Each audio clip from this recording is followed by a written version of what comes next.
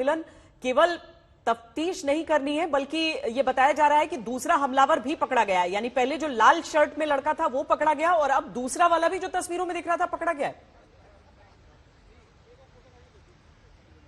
जी जी बिल्कुल। इस वक्त पुलिस ने इत्तला किया है हमें कि दूसरा जो है उसका नाम शुभम बताया जा रहा है और उसने खुद जाकर गाजियाबाद के पुलिस स्टेशन में सरेंडर किया है इस वारदात के बाद। पहला उसका साथी जो पकड़ा गया था सचिन नाम बताया जा रहा था, अब ये दूसरा।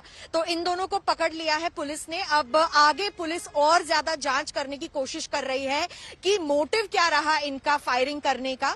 और जिस तरीके से आप भी ओवैसी के बयान पे अभी कह रही थी कि वो कहीं ना कहीं तार जोड़ने की कोशिश कर रहे हैं, ऐसी इन्वेस्टिगेशन अब पुलिस भी करने की कोशिश करेगी, क्योंकि दोनों जो पकड़े गए हैं यहाँ आसपास के ही हैं। एक नोएडा के, दूसरे वाले ने नजदीकी पुलिस स्टेशन में अभी खुद सरेंडर किया है पुलिस को। और इसके अलावा श्वेता, इलेक्शन कमीशन को भी ओवैसी ने कहा था कि हम कंप्लेन करेंगे और हम चाहेंगे कि वो प्रोब करे। तो फिलहाल उत्तर प्रदेश पुलिस यहाँ पर एक रिपोर्ट भी तैयार करेगी जो सीधा सीधा पूरी वारदात के बारे में उत्तर प्रदेश में जो हुआ है उसको जाकर इलेक्शन कमीशन को भी देगी। तो चुनाव आयोग को भी एक रिपोर्ट सबमिट की जाएगी, उस पर भी अभी काम शुरू हो चुका है। अजीब सी बात है ये, अरविंद ओझा भी हमारे साथ जुड़े हैं। अरविंद, अजीब सी बात है कि जिस तरीके से एक टोल प्लाजा के पास पुलिस की मौजूदगी जरूर रहती है, कम से कम कुछ संख्या में, दो लड़कों को पकड़ा तो गया, लेकिन एक जो वहां पर इसीलिए दबोचा गया क्योंकि उसे गाड़ी से टक्कर मारकर गिराया गया, दूसरा लड़का खुद जाकर सरेंडर कर रहा है। क्या जानकारियां पुलिस अपनी तरफ से दे रही है? अभी भी वो हवाई फायरिंग को ही मेंटेन करना चाहते हैं या कम से कम तस्वीरों को देखने के बाद अब अपने रुख को और अपनी इन्वेस्टिगेशन को बदल रहे हैं? नहीं, देखिए, जो ये सीसीटीवी सामने आया है ये इसने काफी कुछ खुलासा कर दिया है श्वेता।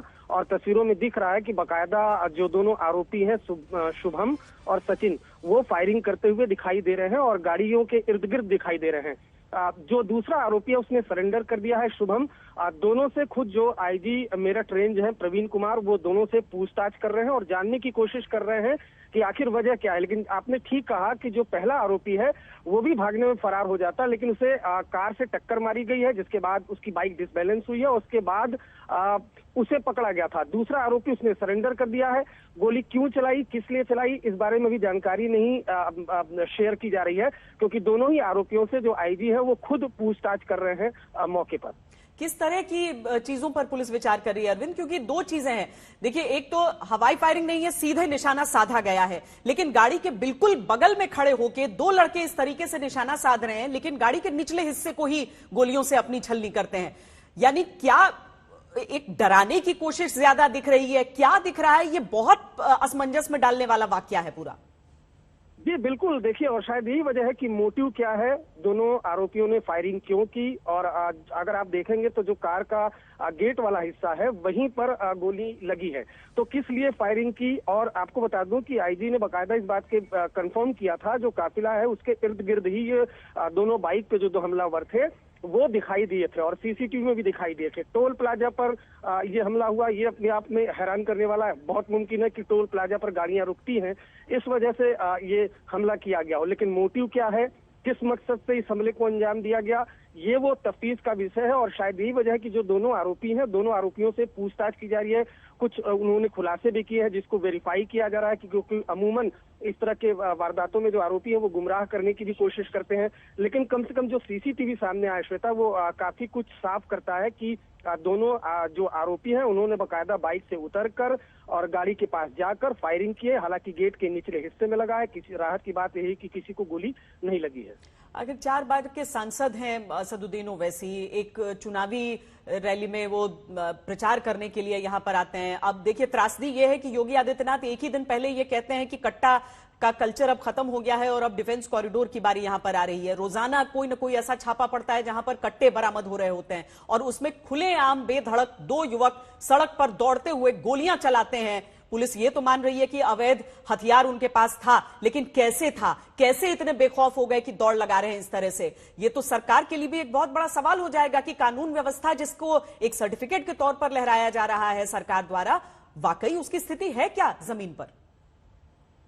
जी बिल्कुल, देखिए श्वेता, अगर बात की जाए उत्तर प्रदेश की, तो चाहे उत्तर प्रदेश पुलिस हो, वो भी लगातार पीठ थपथपाती है। और पिछले दिनों आपने देखा होगा कि किस तरीके से एक के बाद एक धड़ाधड़ इनकाउंटर हुए। लेकिन मैं आपको बता दूं कि ये कट्टा नहीं है। जो ये हथियार बरामद हुआ है, अभी तक जो हमें जानकारी मिल रही है कि 9mm की पिस्टल है। अमूमन 9mm की जो पिस्टल होती है वो जो सरकारी अधिकारी है, खासतौर पर पुलिस, वो पुलिस ही इस्तेमाल करती है। तो ये पिस्टल कहाँ से आया, और अगर ये 9mm का पिस्टल है जिस जो अवैध तरीके से बनाया गया, तो अपने आप में हैरान करने वाली बात है। दूसरी बात मैं आपको बता दूं कि लगातार जब से चुनाव आचार संहिता लगी है, चाहे वेस्टर्न यूपी की बात करें, तो वहां पर ताबड़तोड़ अवैध हथियारों की फैक्ट्री पकड़ी जा रही है। और हाल फिलहाल के 2 से 3 दिनों में लगातार वेस्टर्न यूपी में, चाहे वो शामली हो, कैराना हो, इन तमाम इलाकों में बावजूद इसके हथियार लेकर अगर 2 शख्स पहुंच रहे हैं, तो जाहिर सी बात है पहले से प्लानिंग की होगी। अगर ये कोई एक्सीडेंटल फायरिंग नहीं, और जिस तरह से सीसीटीवी में दिखाई दे रहा, तो जाहिर सी बात है प्लानिंग की गई होगी इन दोनों लड़कों के द्वारा। और तभी वहां पर पहुंचकर अगर आप देखेंगे सीसीटीवी में, तो बाकायदा फायरिंग करते हुए दिखाई दे रहे हैं शुभम और सचिन। लेकिन सवाल ये, फायरिंग किस लिए की, और शायद यही वजह है कि खुद आईजी प्रवीण कुमार, जिनसे आज तक ने बात भी की है, उनका कहना है कि हम लगातार उनसे पूछताछ कर रहे हैं। कुछ उन्होंने बयान दिया है जिनको हम वेरीफाइड करेंगे, उसके बाद ही मोटिव क्या है, किस मकसद से फायरिंग की गई, इस बात का खुलासा करेंगे। मिलन, पहले दौर का चुनाव बहुत नजदीक है और इसी क्षेत्र में ये चुनाव होना है। पुलिस की वैसे तो दबिश बहुत रहती है, हर गाड़ी को, यहां तक कि हमारी मीडिया की अगर स्टिकर लगी गाड़ी होती है उसको भी रुककर तलाशी होती है बाकायदा, और ये नॉर्मल सी चीजें, अच्छी चीजें होना चाहिए। ऐसे में ये एक लड़का, दो लड़के अपना हथियार लेकर पीछा करते हुए आ भी जाते हैं वारदात करके, उनमें से एक जाकर खुद सरेंडर भी कर देता है। ये क्या वहां पर मौजूदगी नहीं रही पुलिस बलों की किसी भी तरह से? क्योंकि टोल प्लाजा के नजदीक तो आमतौर पर गाड़ियां खड़ी रहती हैं 1-2। जी बिल्कुल, देखिए इस वक्त भी मैं उसी टोल प्लाजा पर खड़ी हूं और आप मेरे पीछे देख रहे हैं कि गाड़ियां तो आ जा रही हैं। फिलहाल मैं आपको बता दूं कि चेकिंग बहुत ज्यादा सख्त कर दी गई है यहां पर इस इंसिडेंट के बाद, क्योंकि आपने देखा कि सीसीटीवी फुटेज में खुलेआम ये दोनों लड़के यहां बीच में से दौड़ते हुए फायरिंग कर रहे हैं। और फिलहाल भी आपको यहां पर पुलिस बल इस वक्त ज्यादा दिखाई देगा, लेकिन अमूमन हम देखते हैं कि टोल प्लाजाज पर पुलिस बल नहीं होता है। इसीलिए ओवैसी कह रहे हैं, बार बार वो कह रहे हैं कि एक वेल प्लान्ड लग रहा है उनको भी, पर इसकी जांच पड़ताल पुलिस अब करेगी। क्योंकि जब 9mm के पिस्टल से आप शूट कर रहे हैं और आपने खिड़कियों पे जो विंडोज हैं कार की, उस पर शूट नहीं किया, आपने नीचे शूट किया, तो आपका मोटिव और इंटेंशन क्या रहा? और जब रूट प्लान नहीं है, अगर अमूमन किसी नेता का रूट प्लान नहीं होता है इस तरीके से, लास्ट मोमेंट पर चेंजेस भी होते हैं श्वेता, तो उन्हें कैसे पता था कि गाड़ी किस वक्त इस टोल प्लाजा पर आएगी और क्या वो यहीं पर उस वारदात को अंजाम देना चाह रहे थे? ये सारी सवालों के जवाब अब जो है पुलिस, यहाँ पर प्रशासन, हापुड़ पुलिस और उत्तर प्रदेश की पुलिस ढूंढ रही है। लेकिन ये बहुत बड़ा सवाल है लॉ एंड ऑर्डर के ऊपर, क्योंकि अमूमन हम भी इसी रूट से ट्रैवल करते हैं। आम नागरिक के लिए भी एक परेशानी का जो है सबब बन जाता है। और अपनी तरफ से भी देखना ये होगा कि अब उत्तर प्रदेश पुलिस का जवाब क्या होगा चुनाव आयोग को, क्योंकि चुनाव आयोग ने भी इस पर रिपोर्ट मांगी है, तो उसमें वो क्या लिख कर देंगे। क्योंकि अभी कैंपेनिंग हो रही है और पहला फेज की जो वोटिंग है वो 10 फरवरी को होने वाली है। तो इस बीच काफी बड़े नेता, अब कल भी पश्चिमी उत्तर प्रदेश में अमित शाह से लेके हर नेता यहाँ पर कैंपेन करेंगे, तो कैसा रहेगा यहाँ पर जो है लॉ एंड ऑर्डर सिचुएशन और सिक्योरिटी, इस पर बहुत ध्यान देने की सुरक्षा में कोई नेता मूव भी नहीं कर रहा है। तो उस तरह से इस तरह की चीजें बहुत सारे सवाल उठाती हैं और वाकई जो निशाना साधा गया है वो अपने आप में बहुत ज्यादा संदिग्ध है। बहुत शुक्रिया आपका मिलन, और साथी अरविंद, आपका भी बहुत शुक्रिया।